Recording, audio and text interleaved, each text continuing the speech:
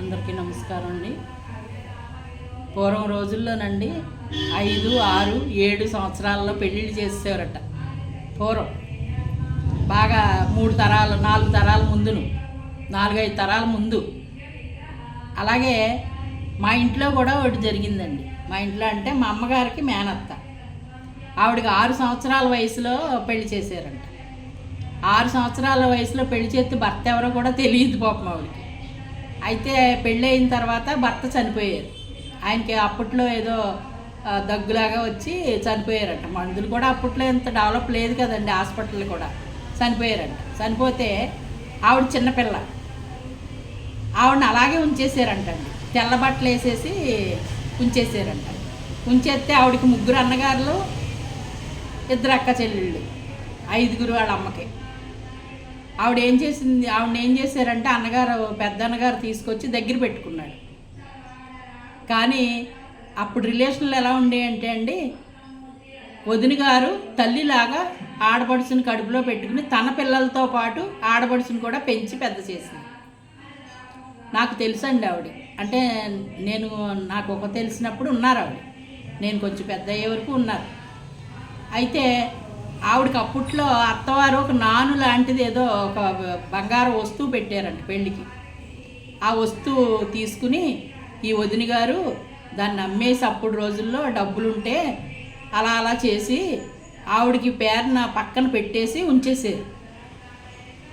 కొడుకులు 4 మా అమ్మమ్మ గారికి. మా తాత పెద్ద తమ్ముడు అన్నగారు ఈవిడికి. ఈ మా అమ్మ మేనత్తకి పెద్ద అన్నగారు.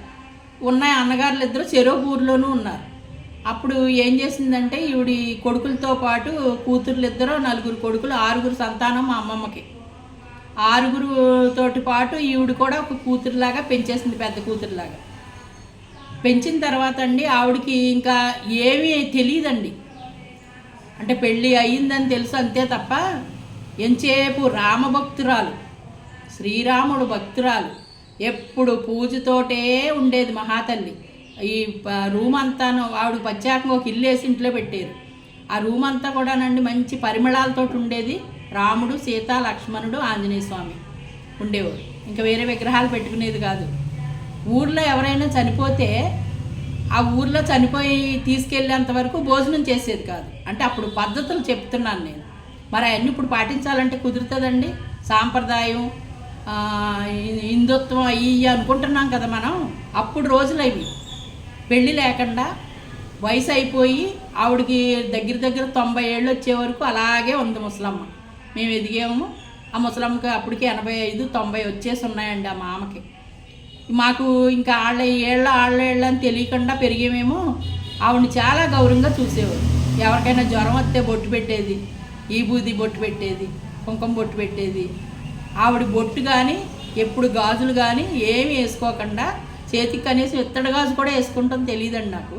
చెవులకి ఇంతంత దుద్దులు ఒకటి ఉండే అంతే తప్ప, అలాగా పెద్ద జుట్టు ముడేసేసుకుని తెల్ల బట్టలు కట్టుకుని ఉండేది. ఇప్పుడు అలా కుదురుతుందండి? కుదరదు కదా.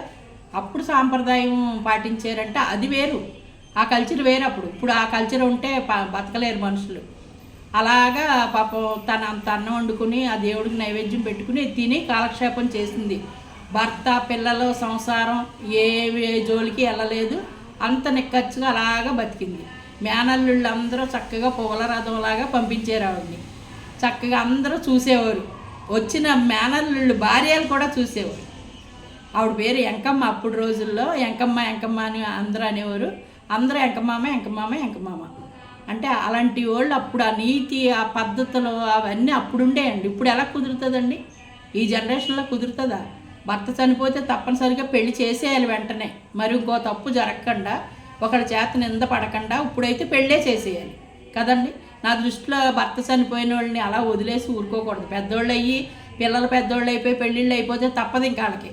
వాళ్ళ పిల్లలతోటి అలా కాలక్షేపం చేసుకుంటారు. అదే పెళ్ళి కాకుండా చిన్న వయసులో పెళ్ళి అవగానే కొన్ని రోజులకి భర్త కానీ చనిపోతే కనుక వెంటనే పెళ్లి చేసేయడం చాలా మంచిదండి. ఎవరి చేత ఏ మాట అనిపించుకోకుండా చక్కగా మళ్ళీ కాపురం చేసుకుంటూ ఉంటారు. ఇప్పుడు పద్ధతి అది. అప్పుడు అలా కాదండి. అప్పుడు పద్ధతి అది.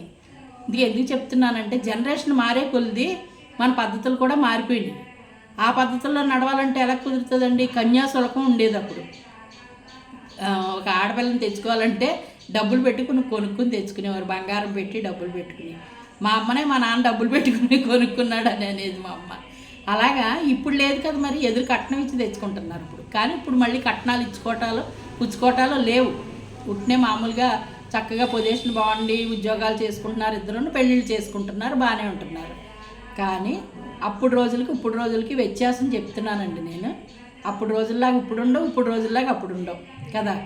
అడ్జస్ట్ అయిపోతాం, గడుపుకోవటం అన్నట్టు ఉంది ఇప్పుడు.